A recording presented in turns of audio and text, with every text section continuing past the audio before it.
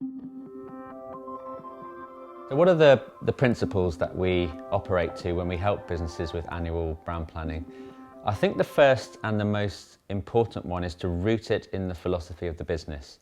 There's no point coming to an organisation with an off-the-shelf solution, no matter how simple and logically perfect it is, that doesn't meet the needs of the organisation. So, for example, that involves really understanding what will drive success for the business, for its brand and its categories.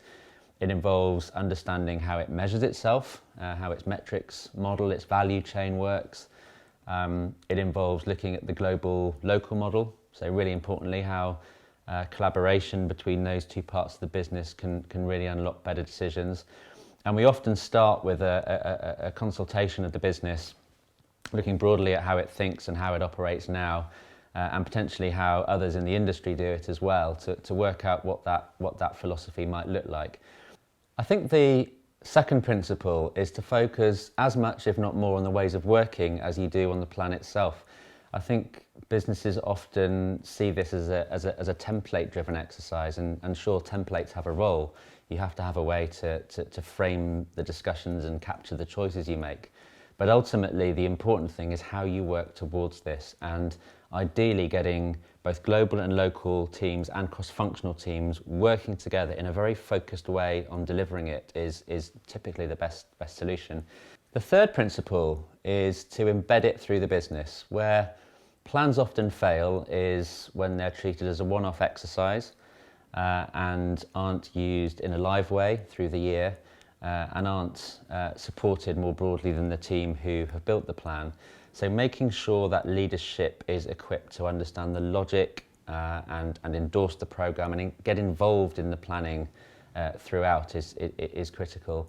Making sure the language and the timings are reflected in other related processes with the business. So, for example, the financial budgeting process, or the way the business monitors its performance, and ultimately making sure that this becomes a living document, a living language that everybody in the business is equipped to speak and can report back on and can measure, so the plan becomes just the way teams do their day job. It stops it being a dusty document that sits on the shelf and makes it the way the business just operates.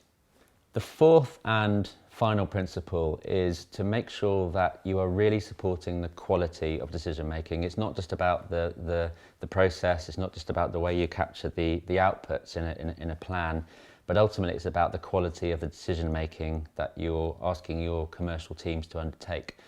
And the beauty of a good, streamlined, simple annual brand plan that fits the business philosophy is that it can really tease out the 2, 3, 4 big areas that the business commercially needs to be great at to succeed.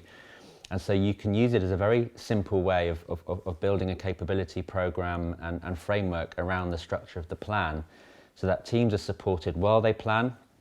They're given the right encouragement, the right data, the right stimulus to make better decisions, and are given the right tools and resources to help them as they execute and report back on the plan ongoing.